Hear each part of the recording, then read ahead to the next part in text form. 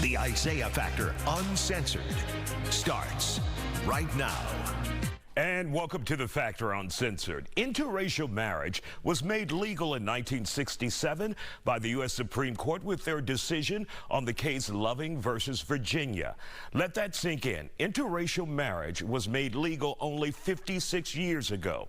That's why we shouldn't be surprised that it's still just as divisive today. Our springboard tonight is actor Alfonso Ribeira. He recently released a photo of his family. His wife just happens to be white. But what's shocking and disturbing is how people are reacting to the couple on social media. Tonight we brought two women together to discuss it, and both have very strong opinions about dating and marrying someone of a different race. Let's take a look and talk about it.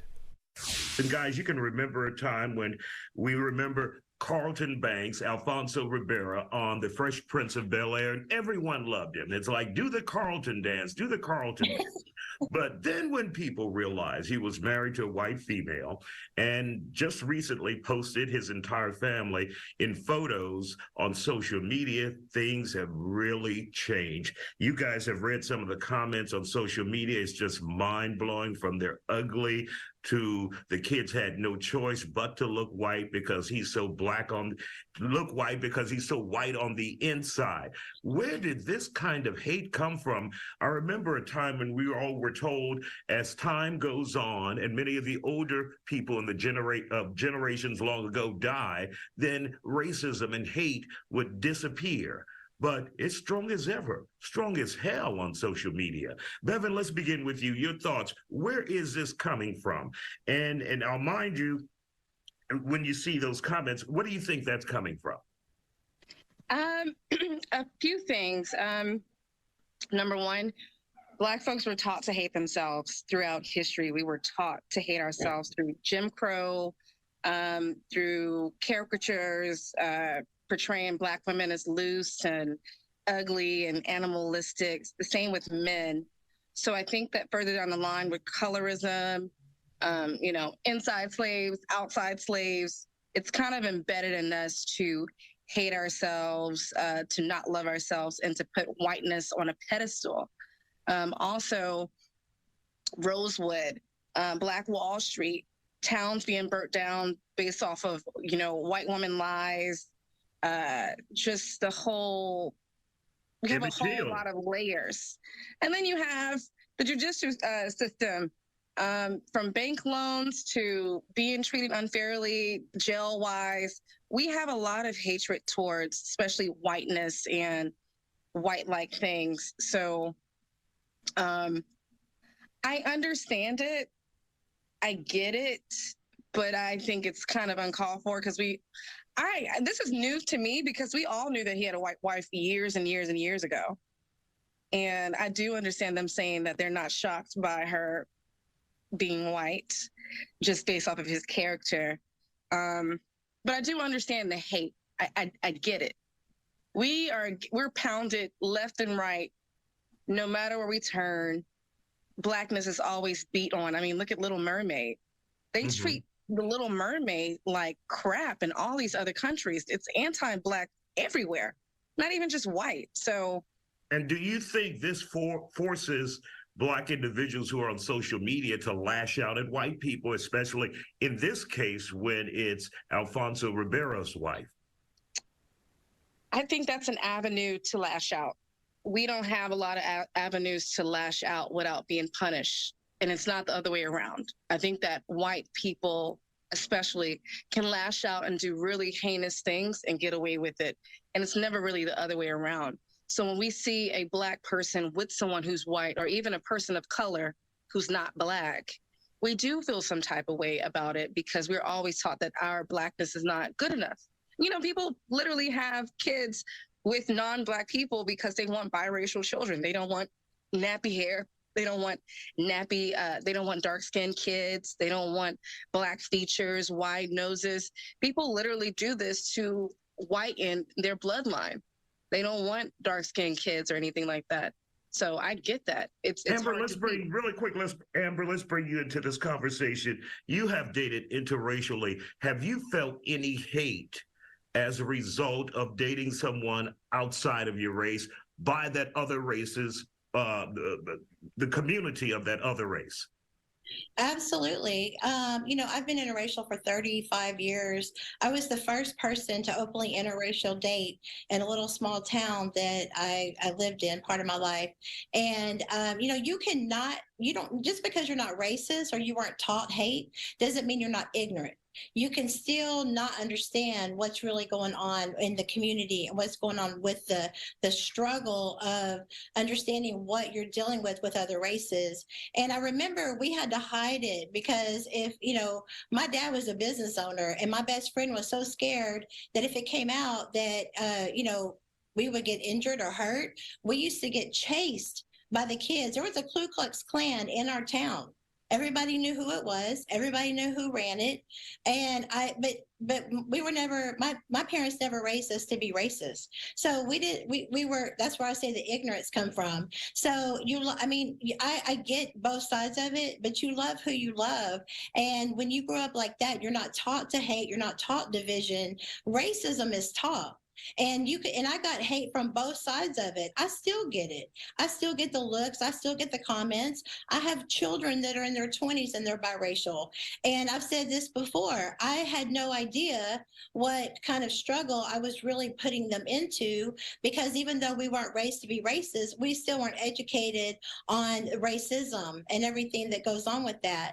And so I get hate on both sides. I've had white people come to my events. I do a lot of events, and there's too many Black people here, and they don't come again.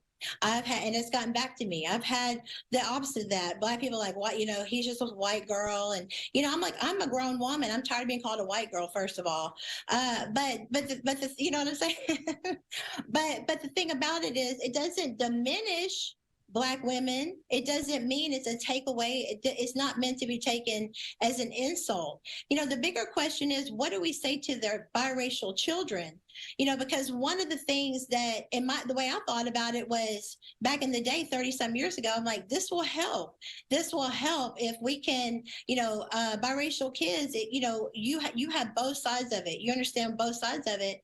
You don't understand what you're really bringing them into and how racist this world really is. I've lost jobs because of it. I brought my husband to an event. I got fired the next day. I put my pictures out at my job. I got fired the next day. I have lost clients because of it when they met my husband. The racism is on both sides of it. And it's unfortunate because I think that it can be taken personally that saying I'm choosing someone of another race is not meant to be a diminishing act toward Black women. I think that it is about you love who you love, but trust and believe the racism is alive and well on both sides of the track.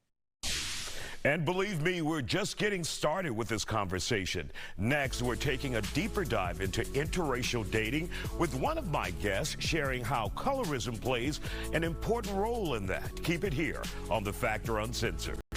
And welcome back to The Factor Uncensored. We continue our conversation about interracial dating in 2023. It stemmed from vicious backlash aimed at Alfonso Rivera. He had simply posted a photo of his wife, who happens to be white, and biracial children. The public went in on the actor. The discussion among many guests have gone to another level, with both replaying their own personal experiences with prejudices from other races.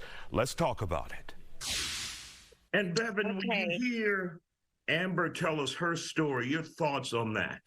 I feel bad for her to an extent. I get all that is wrong, and I understand that love is love. That's only one aspect of it. For example, look at basketball players, celebrities coming up.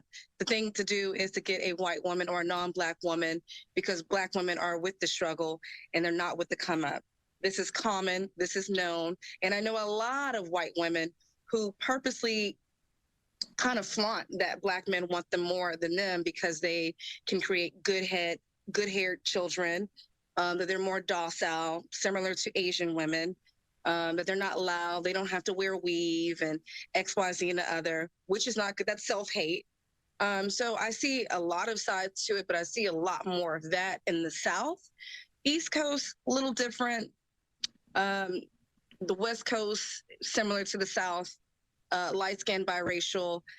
To an extent, I do feel bad for biracial people.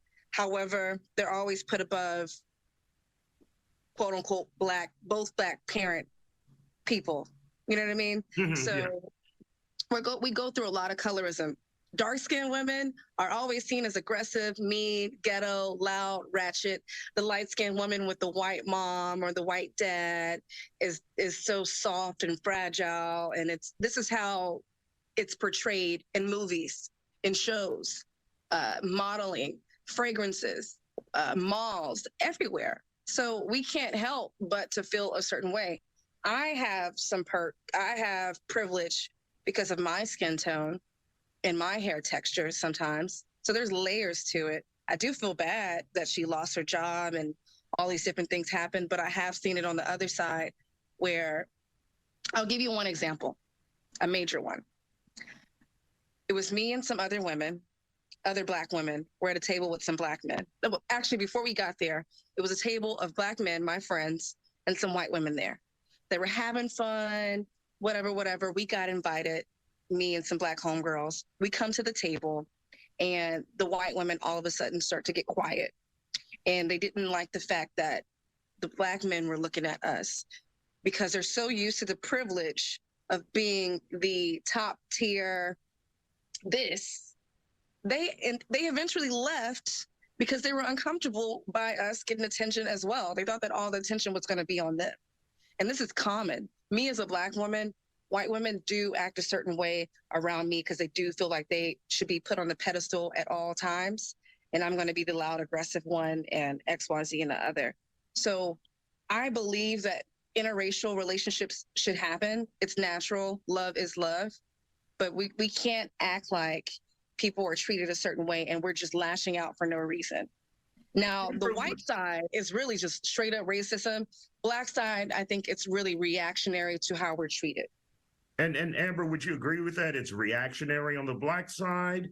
I think it's all taught. I think you need a new circle of friends if you think that women are getting jealous or because you're getting attention and because it's not about any of that. I have friends in all walks of life. You can't really speak. You can't really do that because what you're doing is you're watering down my experience, and you can't just say, "Oh, well, white women don't do this because I don't do it."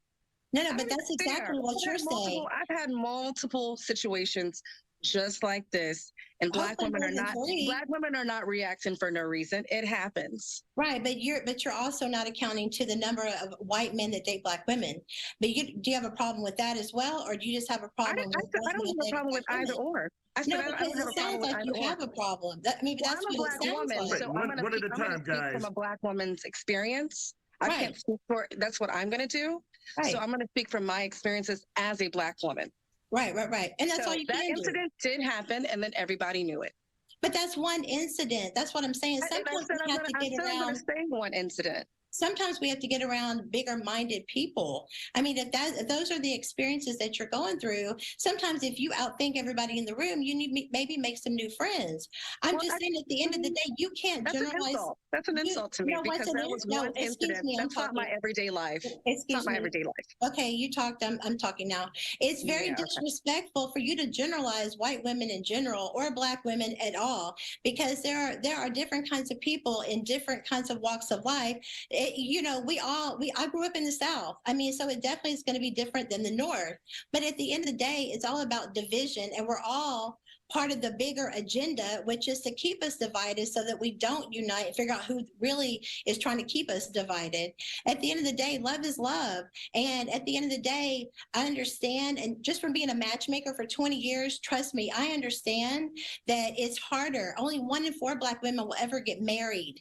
And so I understand that the number of options may feel more diminished. You may feel like there's more options. But at the end of the day, so if you fall in love with somebody on the job and they happen to be Hispanic, should you not do that because Hispanic women are going to have, you think Hispanic women will have a problem with it? And still ahead, we'll have more of this heated discussion after the break. Don't go anywhere. And welcome back to The Factor Uncensored. We continue our debate about interracial dating. My guests have the last word. Take a listen. Bevan, we're Yeah, going to that's let not you what wrap happened. us You're up in the misconstruing last everything I said. remaining moments here. Bevan, go ahead and respond. Yeah, let me respond to that because you're misconstruing everything I said. I said there's layers. You're doing this whole kumbaya thing. That's not realistic. Kumbaya, That's not how the world. That's not how the world operates, and that's not what I said. in your reality. Let me be very clear. Hold on, Amber. Let her finish. Yeah. Yeah, Okay. let me be very clear.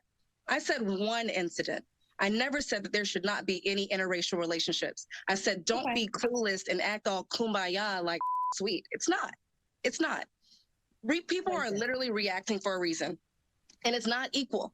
White people are the oppressors. So however you feel about all the whatever black man you've been with, white people at the end of the day are the oppressors. And most of the time, black people are reactionary for real reasons. I never said don't date interracially. I have many times. I'm not strictly black men, but I know when there's microaggressions around me, and I know when white women are doing it.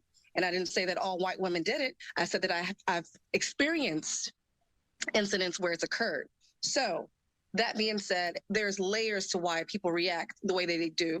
You can say divide and conquer all you want to, but I know at the end of the day, you have more privilege than I do. And I know what my experiences are as a black woman. And my mother is biracial. My grandmother is white.